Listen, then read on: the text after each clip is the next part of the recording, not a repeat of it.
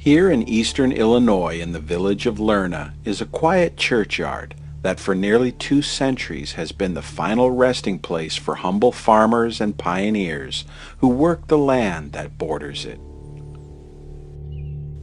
To see it from the narrow 2-lane highway that runs along its southern flank, you wouldn't guess that the father of a national icon lies beneath its tufted sod, or that the moss-draped headstones stand as silent witnesses to a bittersweet moment in American history. Come walk with me along the Lincoln Trail as it passes through Old Gordon and Shiloh Cemetery.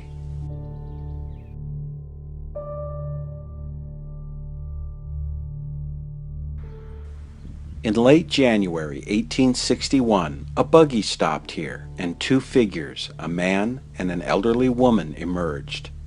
There was nothing remarkable about the pair, except perhaps for the height of the man, 6 feet 4 inches, which was unusual for the day.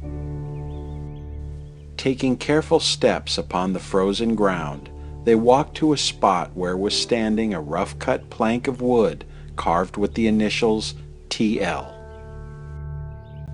History does not record what was said between them at this meeting, nor does it offer any insights into the thoughts that ran through the mind of the tall man who, as he stood at the grave of his father, bade a final farewell to his past. After a few moments, the pair returned to the buggy and rode away. Within 2 months' time, that same man would be the 16th President of the United States.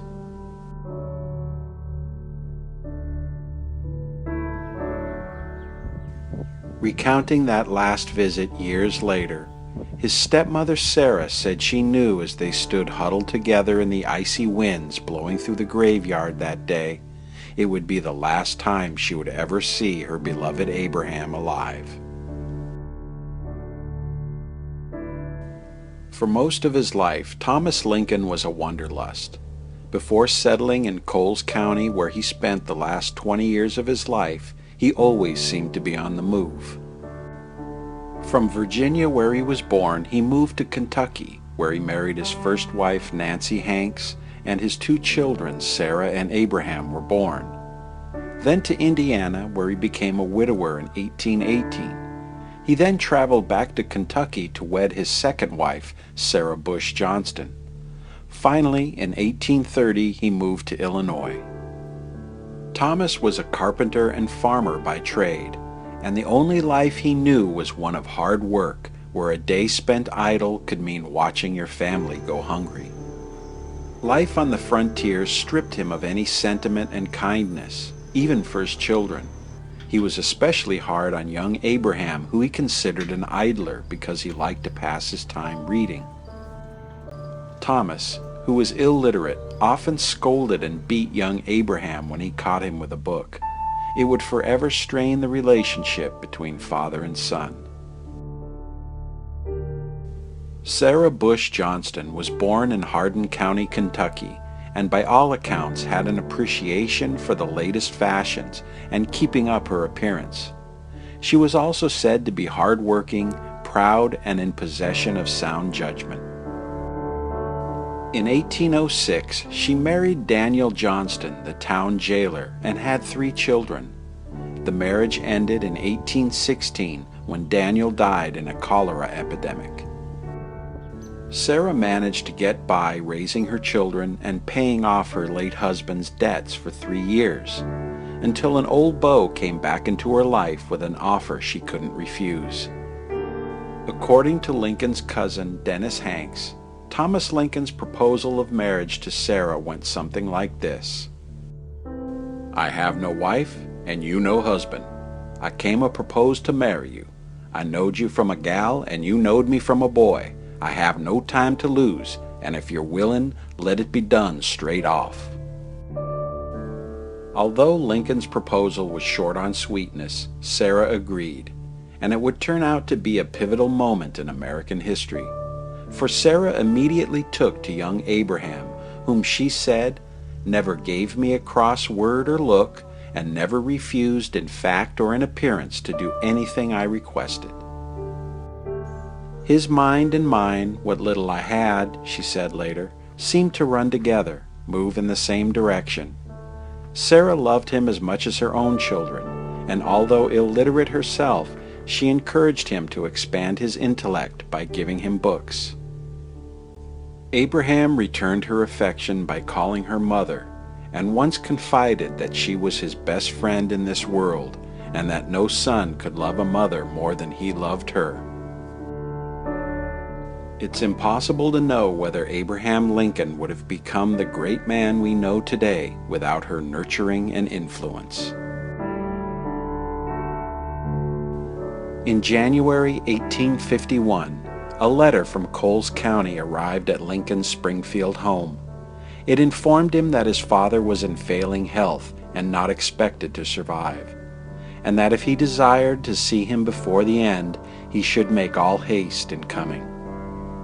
When the news arrived, Mary Lincoln was still recovering from the birth of son William Wallace less than a month earlier, and the one-year anniversary of the death of their second son, Edward Baker, was rapidly approaching.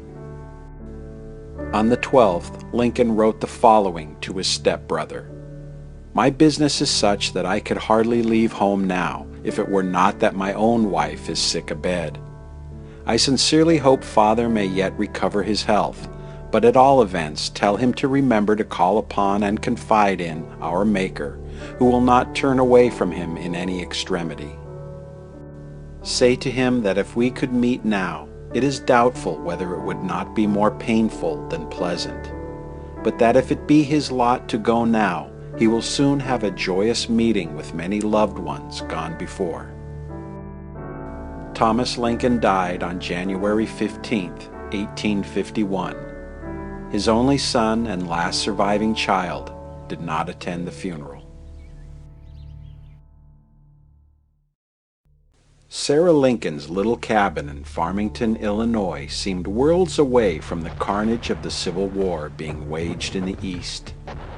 But the years that passed since she last stood with her stepson in Shiloh Cemetery came with an ever-increasing sense of foreboding and premonition. It was not Sarah's desire to see Abraham elected president. Even after the surrender at Appomattox Courthouse bringing the war to a close, she feared that something terrible would befall him.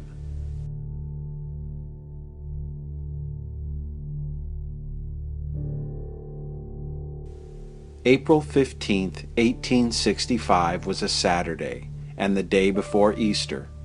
When the news arrived that Abraham Lincoln had been murdered by an assassin, Sarah covered her face with her hands and sobbed, "I knew it all along. They killed him. I knew they would. I knew they would." 4 years later, almost to the day, on April 12, 1869, Sarah Bush Lincoln died at age 80 and was laid to rest in the old churchyard beside her second husband, Thomas.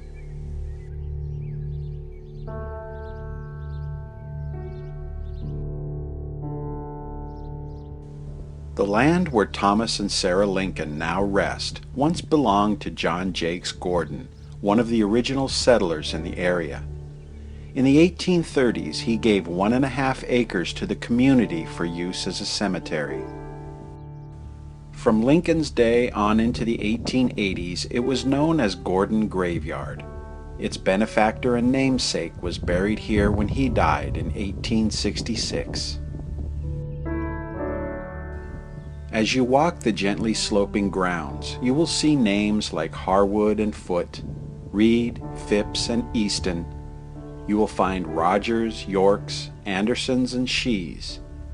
Generation upon generations of families resting side by side looking out on the farms they once tended.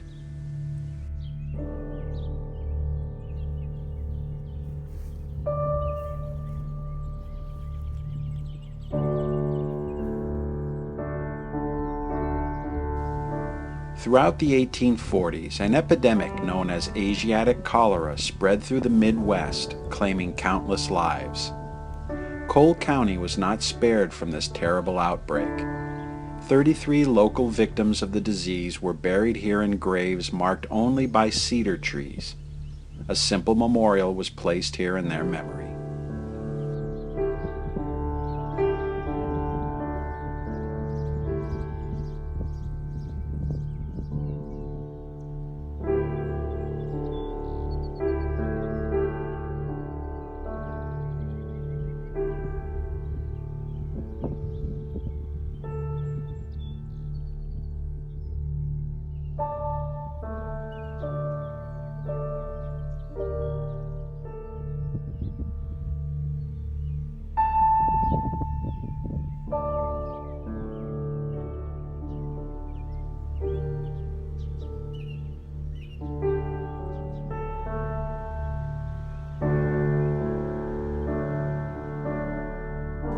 And in the northernmost section you will find a memorial to the nation's military veterans who served from the American Revolution up to the wars in Iraq and Afghanistan.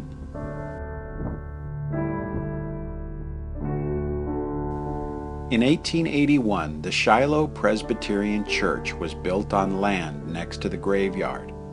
Originally it was a wooden structure, but was rebuilt with brick in 1921.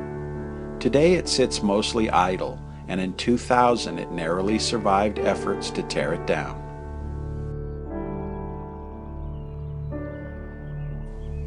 In 1935, control of the graveyard passed to the Thomas Lincoln Cemetery Association, which oversees it to this day.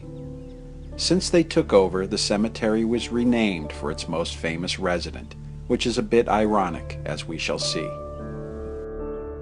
For years, the grave of Thomas Lincoln was marked with a plank of wood displaying only his initials that were carved by his famous son. Sometime after Abraham Lincoln's presidency, the marker disappeared. Locals replaced it with a field stone that bore no inscription. By the 1870s, a farmer and amateur poet from Lerna named George B. Balch took notice. He had known Thomas and Sarah Lincoln personally, and given the rise of their martyred son's public stature as a secular saint, Balch felt that it was a disgrace that his father's grave should be left unmarked. To bring awareness of this, he drew on biblical metaphor when he wrote a poem titled "The Amram of America," in which he compared Thomas Lincoln to the father of Moses. He raised money for a memorial by giving readings of the poem across the state. Eventually the press got wind of his grassroots effort, and a copy of the poem was sent to Robert Todd Lincoln. Touched by the gesture, Robert contributed $100 to the effort. The amount not only covered the remaining cost of the monument, it also provided for the care and upkeep of the grave. When the memorial was erected in 1880, a photographer preserved the moment by taking this image that shows George Balch, the man whose gift for verse made it possible.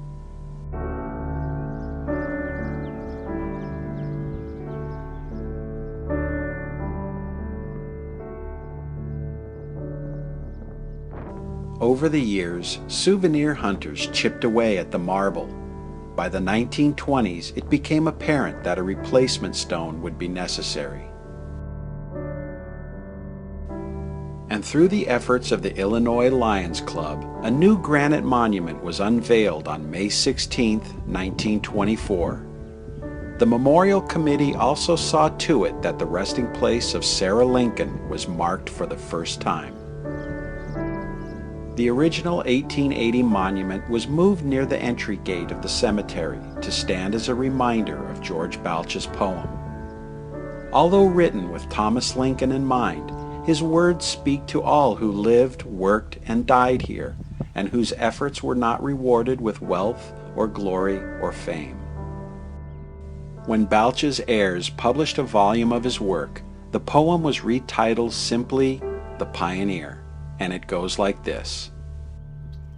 In a low sweet vale by a murmuring rill, the pioneer's ashes are sleeping, where the white marble slabs are so lonely and still, in silence their vigil is keeping. On their sad lonely faces are words of fame, but none of them speak of his glory, When the pioneer died, his age and his name, no monument whispers the story.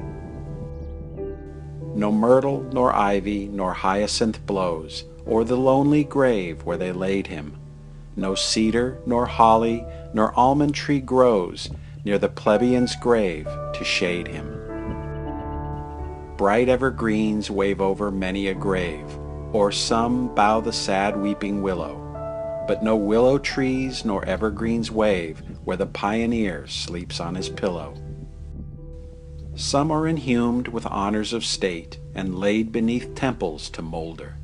The grave of the father of Lincoln the Great is known by hillock and boulder.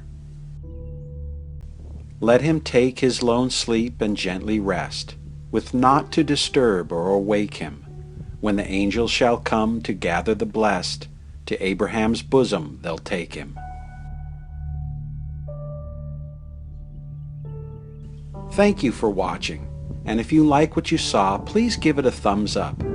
And if you're interested in updates on future projects, you can follow me on Facebook by clicking the link in the description below.